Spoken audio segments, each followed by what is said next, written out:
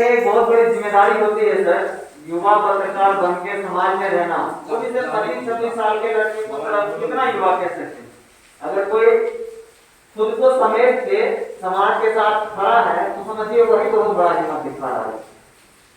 क्या गलत कह रहा है? ना ना बिल्कुल बिल्कुल। आज के समय में इस दौर में लोग सिर्फ और सिर्फ दूसरे की टांग खींचना पसंद करते हैं, जिस दौर में लोग सिर्फ और सिर्फ अपने लिए सोचते हैं, जिस दौर में लोगों को अपना स्वार्थ छोड़कर दूसरा कुछ भी नहीं दिखता है, जब उस दौर में कोई युवा खड़े होते हैं समाज के लिए, समाज में रहने वाले लोगों के लिए, उनके लिए कुछ करते हैं, तो हमारी नैतिक जिम्मेदारी होती है कि उनके साथ उनके अभियान में खड़े रहें। आपसे कुछ नहीं होगा, हम मानते हैं। आप उनके साथ एक दिन भी झंडा लेके उनके रैली में मत जाइए, मगर जब वो आदमी, जब वो नेता, जब वो कार्यकर्ता, जब वो युवा शख्स आपको कहीं सड़क पे अचानक मिल जाए ना, तो उसको प्रोत्साहित कीजिए। समझे नहीं? ये नहीं कहिए कि करने के लिए तुम्हारे पास कुछ काम नहीं है इसीलिए तुम नेतागिरी कर रहे हो। अरे नेतागिरी वो अपने लिए कर रहा है क्या? आज जो प्रभाकर भाई का पिछले दिनों का मैंने एक लाइव सेशन देखा, प्रभाकर जी कह रहे हैं कि बेगूसराय उद्योग की नगरी के नाम से जाना जाता है बिहार में। सही बात है भाई, सबसे ज्यादा टैक्स देते हैं हम लोग, तो यहाँ के लोगों को उसमें भागीदारी क्यों नहीं दी जाती? बंगाल से लोग आते हैं रिफाइनरी में काम करने के लिए, चेन्नई से लोग आते हैं रिफाइनरी में काम करने के लिए।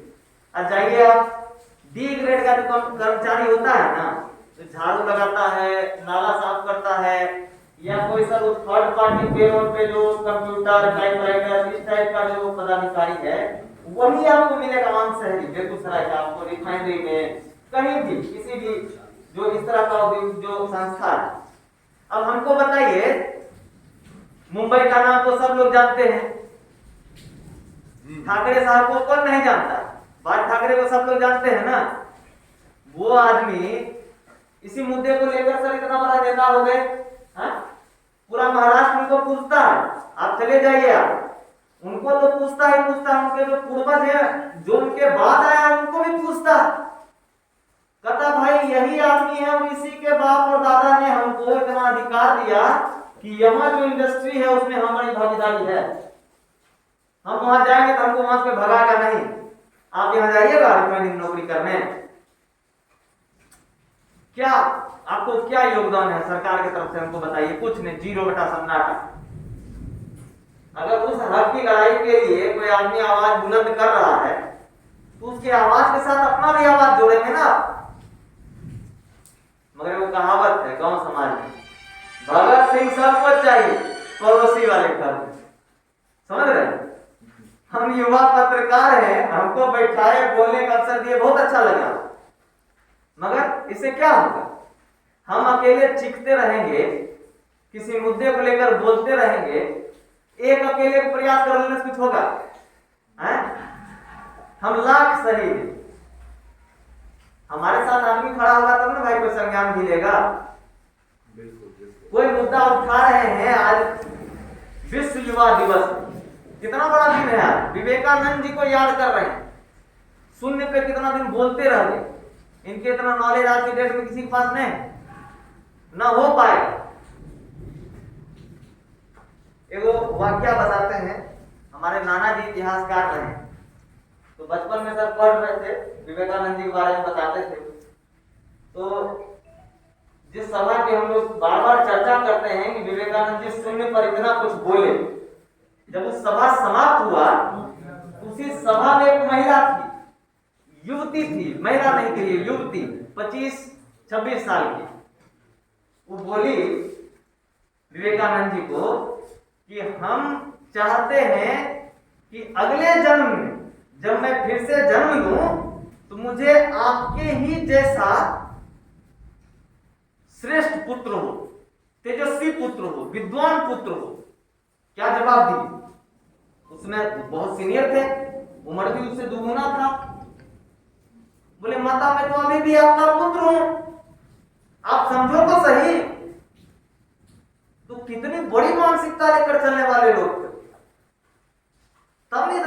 भाषण दे दिए और पूरे विश्व का विद्वान अपना समय उनको दे दिया कि भाई इतना बढ़िया बोल रहे हैं तो आप ही बोलिए, हम लोग क्या बोले।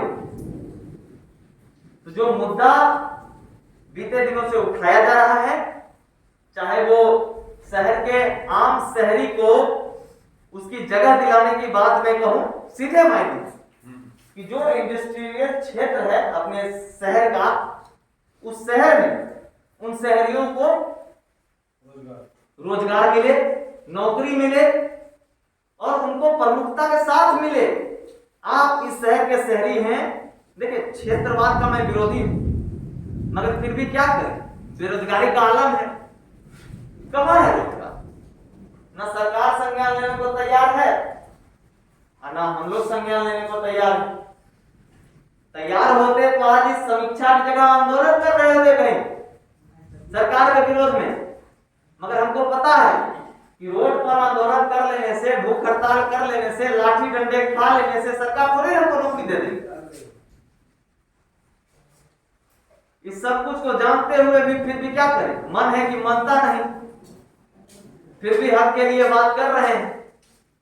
तो जो हमारे युवा साथी हैं, जो जुड़े हुए हैं और इन तमाम तरह की परिस्थितियों में, मैं सिर्फ नौकरी की ही बात नहीं कर रहा हूं, अगर समाज में कहीं गलत हो रहा है, अगर समाज में किसी को दबाया जा रहा है, आपकी नजरों के सामने हो रहा है। एक चीज नोटिस किए होंगे, बच्चा में 10वां में पढ़ते थे ना, छोटा अगर तो बच्चा अक्सर सामने कोई 2-4 थप्पड़ मार देता था तो बहुत गुस्सा आता था कि हम बड़े हैं, इससे दोनों छोटा देखो गलती इसका है, उसको मार रहा है, काय मार रहे हो जी, उसको टोकते थे ना। पर आज जब हम युवा हैं, 25-26 साल के हैं, और आज देखिए आज हम सड़क के किनारे जाएंगे, कोई किसी को पकड़ के कहीं कोना में मार रहा होगा, आपका हिम्मत है वहां रुक के उसको मना करिए, उसको बोलिए कि तुम इसको मत पीटो। उस समय हमारी नैतिक जिम्मेदारी कहां चली जाती क्या? बिल्कुल बिल्कुल। अरे जब आप अपना अधिकार याद रखते हैं, आप अपना हक याद रखते हैं, तो जिम्मेदारी कौन याद रखेगा आपका? सबको दोनों पहलू में देखना पड़ेगा भैया। खाली युवा है, नौकरी चाहिए, नौकरी चाहिए है, नौकरी का सृजन कौन करेगा? सृजन के बारे में भी सोचिए, ठीक। बाकी बात मुद्दा बहुत सही है, मुद्दा का विरोध नहीं कर रहा हूं, जगह बिल्कुल मिलना चाहिए। अगर आपके शहर में इंडस्ट्रियल क्षेत्र है, इंडस्ट्री है, तो वहां आपको प्रमुखता के साथ स्थान मिलना चाहिए। यह आने वाले युवाओं का हक है। अगर सरकार हक मार रही है तो उसके खिलाफ आंदोलन करेंगे हम, मगर जगह चाहिए। कहीं नहीं मिलेगा, मुंबई मिल रहा है जगह, वहां मराठी का कितना इज्जत है जानते हैं? बहुत इज्जत। आप बाहरी जाइए ना वहां काम करने के लिए, तुरंत एहसास हो जाएगा कि आप बाहरी हैं, वो लोकल। तो परिस्थितियां हैं, बदलते रहती है, चलते रहती है, उसके लिए दिक्कत नहीं। पर हाँ, खाली ये अपना हक याद नहीं रखना है भाई, समझ रहे हैं? आप सब तो हम उम्र हैं, इसीलिए हम ऐसे एकदम खुल के बोल रहे हैं। खाली हक याद नहीं रखना है कि हमरा ही मिले के चाहिए, हमरा वो मिले के चाहिए। आपको क्या करना है ये भी याद रखना है। क्या? अपनी रिस्पॉन्सिबिलिटी भी याद रखनी है, पहले रिस्पॉन्सिबिलिटी याद रखनी है, फिर हक मांगे।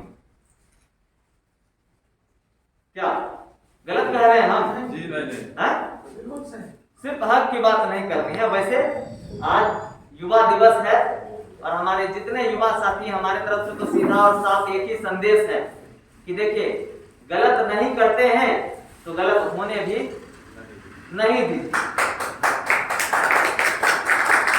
क्या?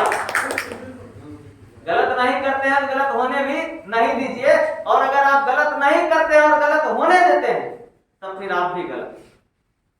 इन्हीं बातों के साथ मैं अपनी वाणी को विराम देता हूं। बहुत बहुत धन्यवाद।